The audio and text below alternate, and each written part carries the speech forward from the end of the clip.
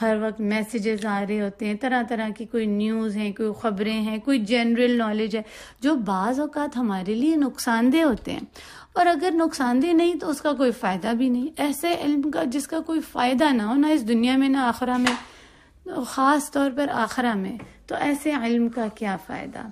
تو ابراہیم علیہ السلام نے نافع علم کی دعا مانگی۔ اس دعا میں حکمہ سے نافع علم بھی ہے مراد، اور اکرمہ کہتے ہیں کہ ابراہیم علیہ السلام نے اللب مانگا۔ لب یعنی اولو الالباب، جیسے قرآن مجید میں آیا ہے، ایسی توفیق سمجھنے کی کہ صحیح طرح سے ہر سچویشن کو، ہر چیز کو سمجھ کر اس کے اوپر آگے عمل کیا جائے۔ مجاہد کہتے ہیں کہ ابراہیم علیہ السلام نے ہدایہ مانگی وحی کے ذریعے۔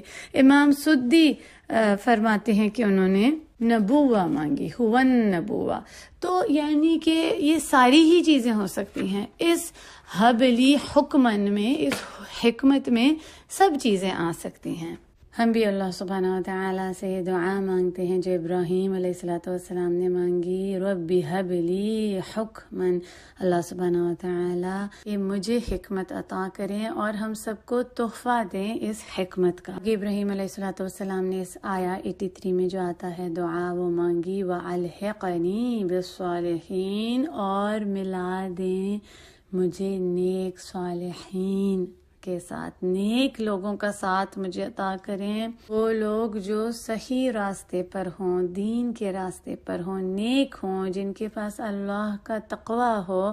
لحاق ہوتا ہے ملا دینا، مجھے نیک لوگوں کے ساتھ ملا دیں۔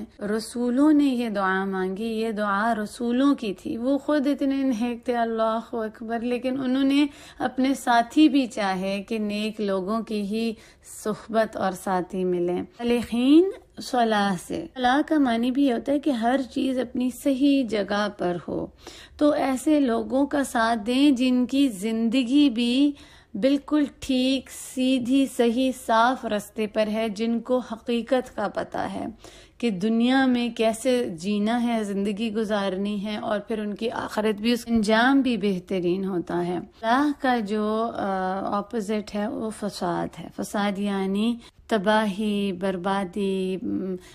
فساد کا سب کو پتہ ہی ہے، اردو میں بھی اس کا مطلب آتا ہے ہر چیز جو اپنی جگہ پر نہ ہو۔ تو ایسے لوگوں سے مجھے نہ ملائیں جن کی دنیا کی بھی زندگی بے امانی، بے مقصد، بری ہو، اور ان کی آخرہ بھی خراب ہو۔ تو پہلے اس دنیا میں مجھے بہترین لوگوں کا ساتھ عطا کریں جو نیک صالح ہوں، اپنے رب سے جڑے ہوئے ہوں، اس کا ذکر کرتے ہوں، اور آخرہ میں بھی پھر انہی سے جا ملیں گے۔ کیونکہ کچھ لوگوں کا یہ ہے کہ یہ دعا صرف آخرہ کے لیے ہے۔ جب یہ دعا اس دنیا میں مانگیں گے اور دنیا میں نیک صالح لوگوں کا ساتھ ہوگا، ان کے ساتھ مل کے نیک کام کریں گے، پھر ہی تو آخرت اچھی ہوگی، پھر ہی تو آخرین میں بھی نیک لوگ ملیں گے۔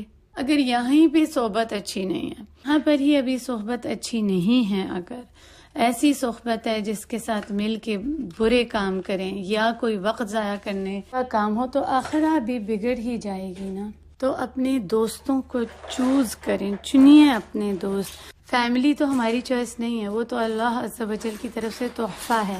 تو ہم اس دعا کو مانگیں کہ ہمیں دوست بھی تحفے میں ہی اللہ سبحانہ وتعالیٰ عطا کر دیں، اور جو اللہ کا تحفہ ہے وہ بہترین تحفہ ہوتا ہے۔ آج ہمیں پتہ نہیں ہے کتنے لوگ ہیں آس پاس ہمارے ارد گرد، لیکن کون سا ایسا انسان ہے جو ہمیں اللہ سے جوڑتا ہے، اور کون سا ہے جو ہمیں دنیا کی طرف کھینچتا ہے؟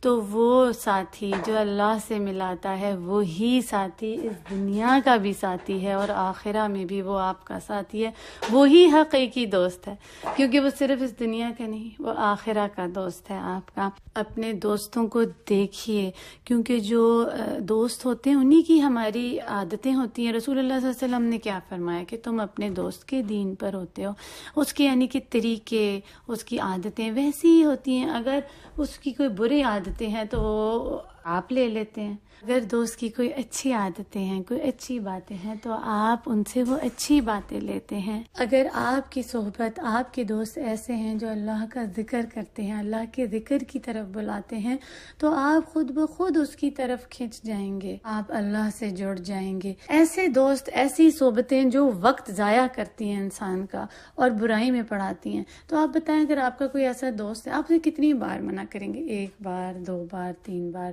پھر بھی آپ مجبور ہو جائیں گے نا. تو اگر آپ بہت عرصے سے سوچ رہے ہیں کہ میری صحبت اچھی نہیں ہے، یا یہ میرا وقت ضائع کرنے والے دوست ہیں، فالتو بیکار کی زندگی کی ہر وقت باتیں میں لگے رہتے ہیں، اب مجھے ان کو بدلنا ہے، تو یہی وقت ہے، رمضان ہی وقت ہے، اسی میں اپنے بدل جائیں. اور خاص طور پہ اب تو یہاں پر اتنا سوشل میڈیا میں ایسے ایسے گروپس ہیں وقت ضائع کرنے والے، بار بار ہر تھوڑی دیر بعد میں کوئی میسج آ رہا ہے، کوئی اپلوڈ کر رہے ہیں کوئی چیز، کوئی ویڈیو، کوئی میسج، دماغ اسی کی طرف لگا رہتا ہے. تو ہم کیسے اللہ کا ذکر کریں گے؟ یہ تو اتنا قیمتی وقت ہے کہ اس میں ایک لمحہ بھی ضائع کرنے کا نہیں ہے. اتنی یہ بابرکت مہینہ ہے، اس میں ایسے گروپس جوائن کریں، ایسی جگہ پہ سیکھنے جائیں جہاں پر قرآن و احادیث سکھائی جاتی ہوں، وہاں کا علم حاصل کریں، اپنی زندگی اور آخرہ کو سنوار ڈالیں.